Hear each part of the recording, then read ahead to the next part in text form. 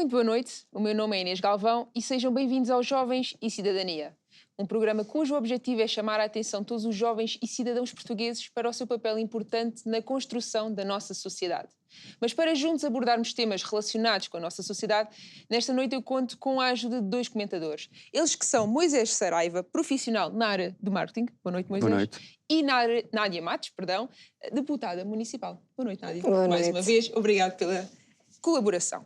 Antes então de entrarmos no tema desta noite, relacionado com as fake news, já vamos desenvolver um pouco mais à frente, mas eu queria convidar o Moisés a ler um dos princípios fundamentais que constam na nossa Constituição da República Portuguesa. Artigo 1, República Portuguesa. Portugal é uma república soberana baseada na dignidade da pessoa humana e na vontade popular e empenhada na construção de uma sociedade livre, justa e solidária. Certíssimo. Muito obrigado, Moisés. Então, agora, para começarmos a abordar um pouco o que é que são as fake news, queria convidar mesmo a Nádia a falar isso. O que é este conceito das fake news que nós, hoje em dia, ouvimos falar? Boa noite, antes de mais. Então, quando nós falamos de fake news, falamos da propagação daquilo que são informações falsas, através de meios de comunicação, sejam eles das televisões, sejam eles meios também digitais, portanto toda a mídia, no geral, é a propagação de uma informação que não é verdadeira, não corresponde à verdade e muitas vezes pode até dissipar comentários ou opiniões e promover discursos a ódios e generalizar opiniões, no fundo. Então, hoje em dia nós vivemos um período em que temos acesso a muita informação, não é? A internet é um mundo, mas isso significa que há coisas boas, há coisas muito boas e também há coisas muito más. Então há que saber fazer a distinção daquilo que é real e aquilo que às vezes não passa de teorias, não passam de teorias da conspiração e teorias que levam ao povo quase que a colocar os polos uns contra os outros e fazer daquilo uma guerrilha aberta e é muito complicado às vezes gerir esse mundo, não é? Então há que saber nos posicionarmos e onde nós vamos obter o nosso conhecimento tem que ser de fontes fidedignas, não é? Obviamente, sabermos fazer uma seleção da informação que retemos, porque como somos bombardeados com tanta informação, muito grande parte da informação que recebemos até é baseada em notícias falsas que vêm de redes sociais e afins. Aliás, porque por um lado é importante nós sermos informados, mas hoje observamos, o que a Nádia referiu, esta facilidade de termos acesso à informação, que não significa que seja informação sempre correta, sempre fidedigna. Então temos de ter esta capacidade de filtrar. E neste sentido eu queria perguntar ao Moisés, então, se nós sabemos que toda a informação que nos chega pode não ser necessariamente verdadeira, como é que nós podemos combater então as tais fake news? Boa tarde, boa noite. Então, nós podemos combater as fake news, lá está, investigando. Nós não podemos apenas perceber, é apenas fixar o que é que dá na televisão. Nós não podemos só ficar com o conhecimento que nos dá na televisão. Nós temos é que ir pesquisar mais. Nós temos que ter um pensamento crítico, porque senão nós não vamos a nenhum lado, muito sinceramente.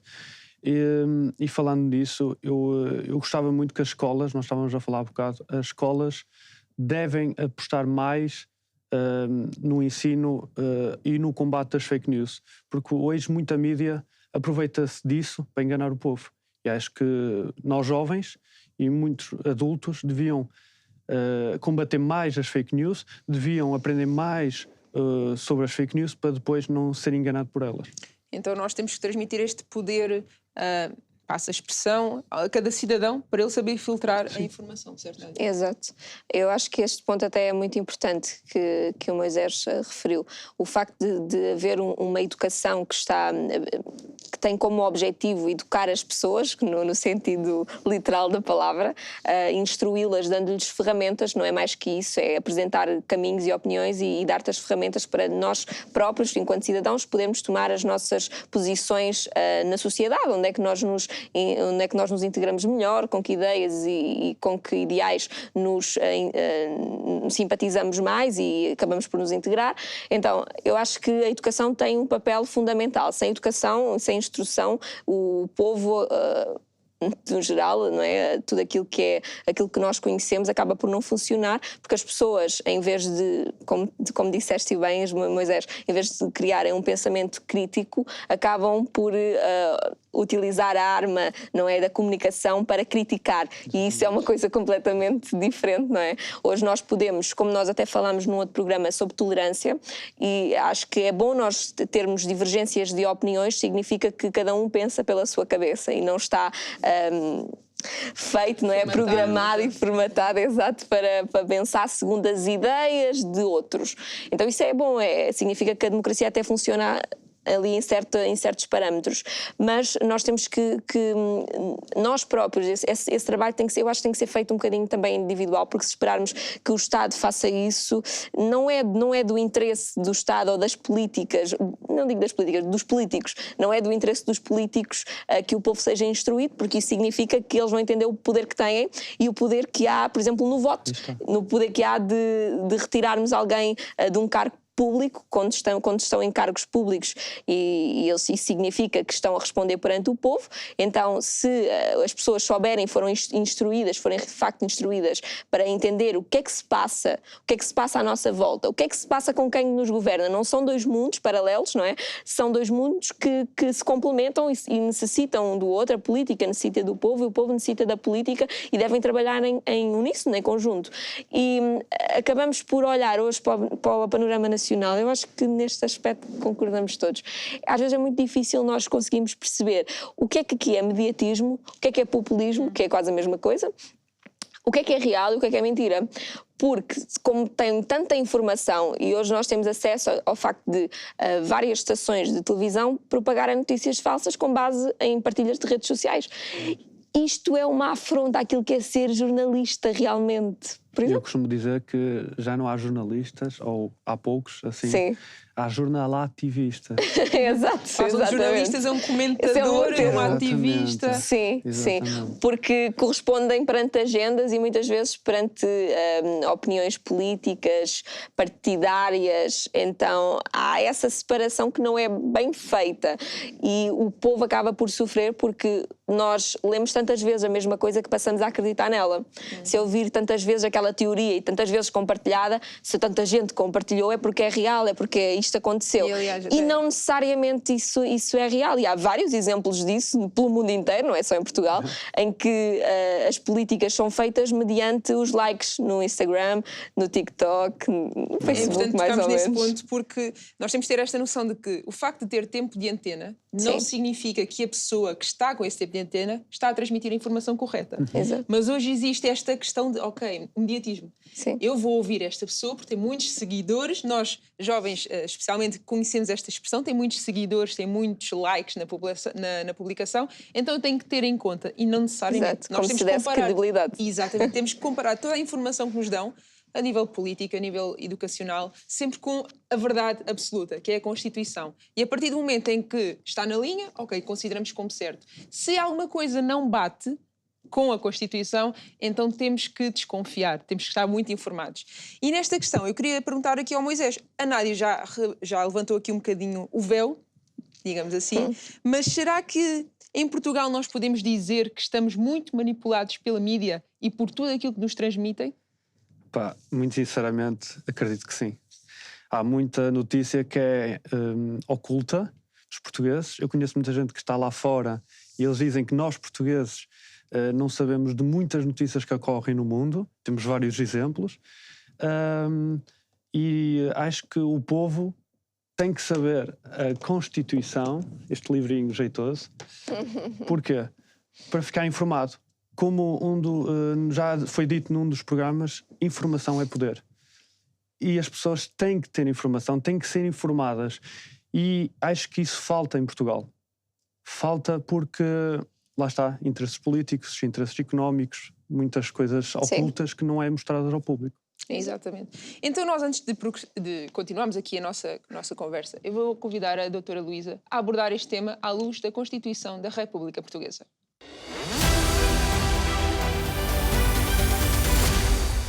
Hoje vamos falar de um fenómeno que está a aumentar muito, que são os conteúdos online que são considerados fake news.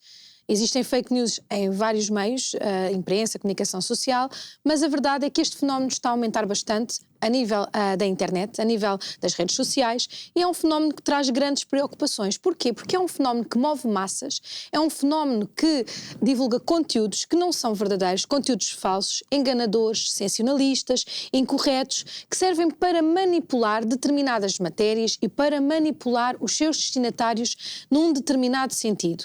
E isto pode trazer grandes problemas a nível do Estado de Direito Democrático, a nível de direitos fundamentais, a nível daquilo que a Constituição da República Portuguesa consagra. É efetivamente um grande problema. O que é que a Constituição da República diz? Logo no seu artigo 1º, a Constituição da República Portuguesa consagra uma república que é soberana, baseada em 2 princípios fundamentais: dignidade da pessoa humana, vontade popular. E no número 2 consagra um Estado de Direito Democrático que é baseado num pluralismo de expressão e na garantia de efetivação de direitos e liberdades fundamentais. Com base nisto, a nossa Constituição prevê, no artigo 37, a liberdade de expressão e a liberdade de informação, que eu vou passar a ler, e que é mesmo sobre isto que nós estamos a falar. O número 1 diz: todos têm o direito de exprimir e divulgar livremente o seu pensamento pela palavra, pela imagem ou por qualquer outro meio, bem como o direito de informar, de se informar e de ser informados sem impedimentos nem discriminações. E o número 2 diz-nos que o exercício destes direitos não pode ser impedido ou limitado por qualquer tipo ou forma de censura. No entanto, esta liberdade de expressão e de informação não é absoluta. Esta liberdade de expressão e de informação tem que respeitar outros direitos fundamentais, tem que ceder na medida em que não afete outros direitos fundamentais. E é aqui que entram as fake news, porque na verdade as fake news geram desinformação, são uma violação clara deste artigo 1º, deste artigo 37, número 1 e número 2, porque quando nós falamos na liberdade de expressão e na liberdade de informação, que a nível da imprensa e da comunicação social está muito bem regulada no artigo 38 da Constituição, no artigo 39, há até uma entidade administrativa independente que tem que controlar, que tem que regular isto. O que faz é com que esta liberdade esteja sujeita a princípios de independência, de rigor, de veracidade, implica o respeito pelos direitos fundamentais dos outros, implica aqui um confronto de diversas correntes de opinião para que as pessoas se possam posicionar. E quando nós falamos em fake news, isto não existe. Quando nós falamos em fake news, nós estamos a falar de conteúdos que são deliberadamente falsos, porque quem os faz, quem os cria, quem os partilha sabe que são falsos, sabe que são imprecisos, sabe que são sensacionalistas, que são enganadores e são produzidos e apresentados às pessoas de uma forma que parecem notícias, mas na verdade não são notícias, e aqui há um único objetivo, que é fazer com que os seus destinatários tenham uma determinada opinião e com isso obter vantagens económicas enganando os outros. Isto é um risco muito grande para a democracia, isto é um risco muito grande para o Estado de Direito, isto é um risco muito grande para a dignidade da pessoa humana, para a vontade popular, porque nós sabemos que as fake news são utilizadas, por exemplo, na área da saúde, na altura do Covid e até atualmente, na área da política, na área das guerras, e tudo isto, se as pessoas não tiverem conhecimento, pode gerar uma grande desinformação e pode levar a que as massas tomem determinadas opiniões que não são verdadeiras, baseadas em notícias, que são enganadoras, sensacionalistas e criadas com esse propósito. E neste sentido, a Constituição da República ela é muito clara. Ela não permite censura, é verdade, mas ela responsabiliza criminal e civilmente estas situações, nomeadamente as fake news, porque no artigo 37, número 3, diz que as infrações cometidas no exercício destes direitos, elas ficam submetidas aos princípios gerais do direito criminal ou do ilícito de mera ordenação social. E o número 4 diz que a todas as pessoas, singulares ou coletivas, é assegurado em condições de igualdade e eficácia o direito de resposta e de retificação, bem como o direito de indenização pelos danos sofridos.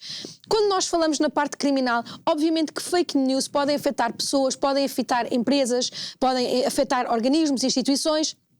Isto são crimes contra a honra, são crimes contra entidades, contra organismos, até crimes contra a própria coletividade, porque podem causar o medo público, podem incitar as pessoas conjuntamente a praticar atos que não devem e que são crime, e isto leva também à responsabilização civil, sendo que apesar de haver aqui um direito de resposta e de retificação, há uma quebra de confiança. Quando sai uma notícia dessas e muita gente acredita, mesmo que depois se venha a desmentir, muitas vezes fica a dúvida no ar. E isto é um problema, porque é baseado em fake news. E o Estado Estado. O Estado onde é que está nisto? O Estado, como nós sabemos e como diz no artigo 9º, a linha B da Constituição, ele tem que intervir. É uma tarefa fundamental ele garantir o Estado de Direito democrático e ele garantir os direitos fundamentais das pessoas. Então, tem que haver uma intervenção, assim como há na liberdade da imprensa, como há nos meios de comunicação social também, a nível das fake news, dos conteúdos online, tem que haver. E a única coisa que nós temos em Portugal é a Carta Portuguesa dos Direitos Humanos na Era Digital, aprovada pela Lei 27 de 2021, 17 de maio, que foi muito controversa e que tinha inicialmente uma outra composição e que depois foi alterada porque havia aqui um grande medo de censura, e que no seu artigo 4º prevê a liberdade de expressão e de criação em ambiente digital, dizendo que todos têm o direito de exprimir e divulgar o seu pensamento, bem como de criar, procurar, obter e partilhar ou difundir informações e opiniões em ambiente digital de forma livre, sem qualquer tipo de censura. Mas depois, no seu artigo 6º, diz-nos que o Estado assegura o cumprimento em Portugal do Plano Europeu de Ação contra a Desinformação, por forma a proteger a sociedade contra pessoas singulares ou coletivas, de juro ou de facto, que produzam, reproduzam ou difundam narrativa considerados a desinformação. Portanto, fake news são desinformação, atentam contra a liberdade de expressão e de informação. Este não é um direito absoluto, não pode sobrepor-se a outros direitos fundamentais, como a honra, o crédito, o bom nome e por aí vai. E se o Estado ainda não está a fazer aquilo que é suposto para proteger, se é uma preocupação global, então as pessoas em casa também têm que se proteger, informando-se, procurando as fontes, procurando as datas, vendo de quem é que é a notícia e tentando saber se aquilo é verdadeiramente uma realidade antes de tomar uma opinião.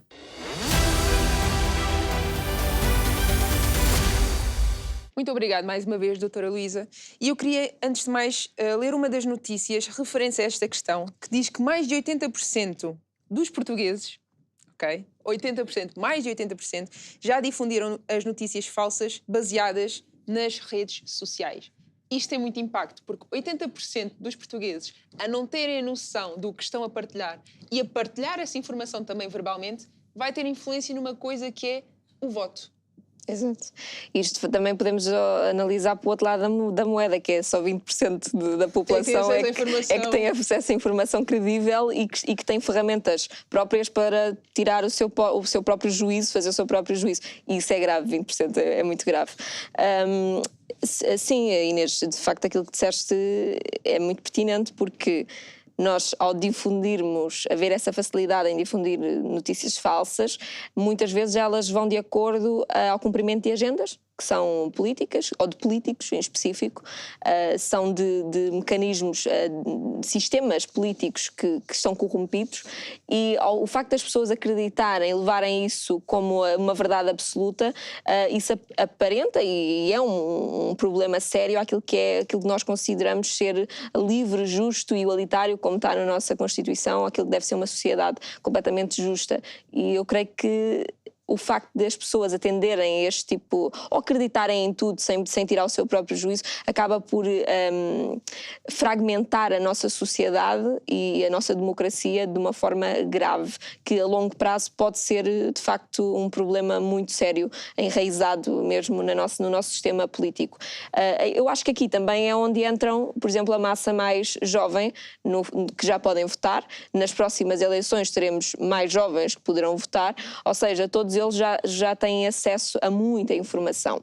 E cabe-nos também a nós ajudá-los, no fundo, como mais velhos, a fazer esta diferenciação de tudo aquilo que tu vês pode não corresponder à verdade. Pode ser verdade, mas também nós temos que fazer o nosso juízo. E se não for, então, eu tenho que olhar para a notícia ou para aquilo que é difundido e tenho que fazer uma análise, tenho que fazer uma avaliação, tenho que escrutinar a notícia, tenho que ser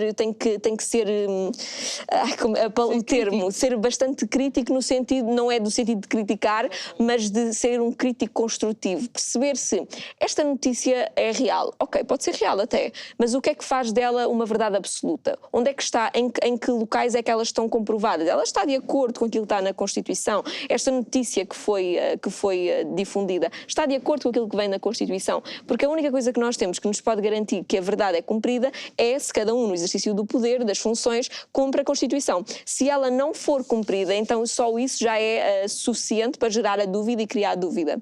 Eu acho que é necessário que realmente os jovens entendam o seu seu posicionamento, porque é difícil, é impossível posicionarmos em cima do muro, não é? Ora estamos de acordo, ora não estamos, ora hoje sou ativista a favor destes direitos, amanhã sou dos outros porque eu vi um vídeo no TikTok ou partilharam. Exatamente. A política não é um oceano e vem uma onda, depois vem outra e são vagas a seguir vagas. Não, as pessoas têm que se saber posicionar, mas para isso é necessário haver um pensamento crítico, é necessário a pessoa ser instruída e desejar ser instruído, que é procurar informação. E há muitos livros, há muitos manuais que nos ajudam a ter uma abrangência daquilo que acontece no mundo, porque se nós formos a achar que só sabemos e conhecemos aquilo que nos é colocado no prato, então só vamos comer aquilo. E ninguém fica satisfeito sempre a comer a mesma coisa. Então é necessário que as pessoas se instruam, que aprendam, que saibam o que é que acontece no mundo. Porque é que a minha democracia é assim? Mas que tipo de democracia é que se vive nos Estados Unidos? Que tipo de política é que fazem lá? Porquê é que fazem? Porquê é que os políticos se utilizam destas armas? E as redes sociais hoje são um mundo que eles utilizam a favor de manipular os jovens. Então nós temos que ser mais espertos e temos que saber fazer essa distinção e temos que saber utilizar as armas que nós temos ao nosso favor, que é a comunicação, é uma arma, mas ela não é uma arma de arremesso, não é uma arma para nós maltratarmos o outro, é uma arma para nós propagarmos aquilo que é certo e aquilo que são os valores que devem ser propagados, que são os valores, a ética, a moral, tudo aquilo que nós acreditamos que é um ideal que é global. Não tem a ver com posições políticas, tem a ver com aquilo que são direitos. E nós estamos aqui a falar numa linha de não é apenas ter informação para dizer que eu sei, para dizer que eu possuo, é porque a informação que eu tenho vai-me levar a tomar decisões em prol de um bem mais importante, em prol de um bem maior. E um dos conceitos que nós falámos, Moisés, e a Nádia referiu, é o pensamento crítico. E eu queria perguntar, então como é que nós, jovens, podemos começar a ter um pensamento crítico face a toda a informação que nos chega através dos diversos meios? Eu costumo dizer que, em vez de ficarmos em casa, fechados, a olhar para a televisão apenas, parece que estão a hipnotizar-nos, nós devemos afastar e investigar o que é que está a ser a notícia. Se estão a falar de alguém, vamos pesquisar sobre essa pessoa. Vamos investigar não só notícias nossas, notícias dos nossos aliados, de Portugal, etc., mas também outras notícias, porque lá está, as notícias e a mídia falam que lá do outro lado fala-se propaganda e tudo isso, de fake news. Aqui também se fala. Então nós temos que ver o que é verdade. Se nós não formos aí, se nós não virmos o que é verdade, se nós não investigarmos as notícias, vamos ficar na mesma, vamos, lá está, como a Nádia diz, vamos comer tudo o que a televisão nos dá. Então nós temos que investigar, ter um pensamento crítico, mente aberta, para nós começarmos a ter as nossas próprias ideias. O problema aqui é a comunicação social, que quer dar notícias, como eu costumo dizer, fast food. Tudo rápido. Sim, exato. Não é? E às vezes não quer saber e dá notícias falsas.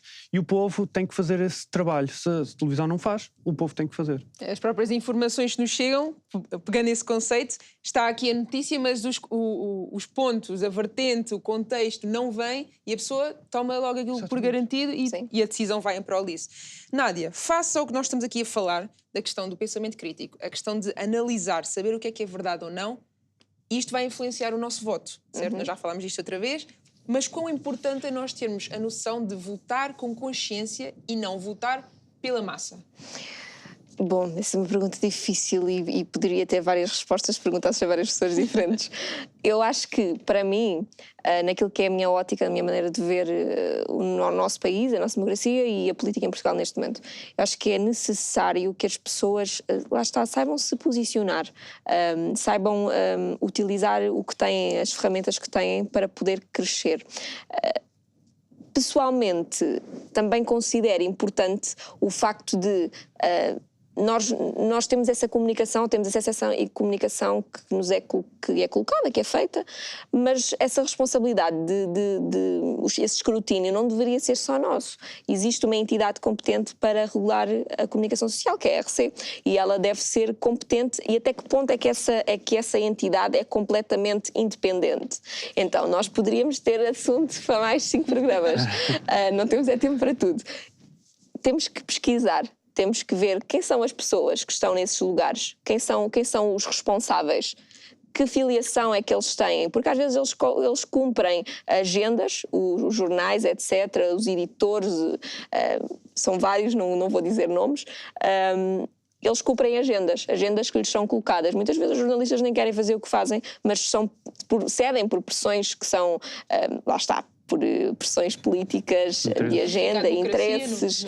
E é isso que mina realmente a nossa democracia, é isso que mina a nossa liberdade individual e de pensamento, e todos nós podemos pensar diferente. E isso é válido. Nós não podemos maltratar o outro por pensar diferente de mim. Exatamente. Temos que arranjar forma de viver uma sociedade que apela à paz. E hoje nós vivemos momentos de tumulto porque as pessoas não se sabem posicionar ou consideram a sua opinião apenas e inteiramente verdade, e a minha é verdade e a tua não é. Isso não existe em democracia. O que existe é uma valorização do pensamento livre, e existe o facto de as pessoas tentarem lutar ao máximo para que a democracia seja estável e ela continue. E todos nós fazemos parte dessa manutenção. Ninguém está acima da democracia, ninguém está acima do Estado. O Estado é o Estado, é a lei máxima, a Constituição é a lei máxima. Ninguém, nem o Estado está acima da Constituição. Então, nós não podemos achar que, aliás, nós vamos passar, nossa geração vai passar, mas a Constituição vai se manter, o Estado vai continuar. Então, que sociedade é que vamos deixar? Porque sociedade é que os outros nos deixaram?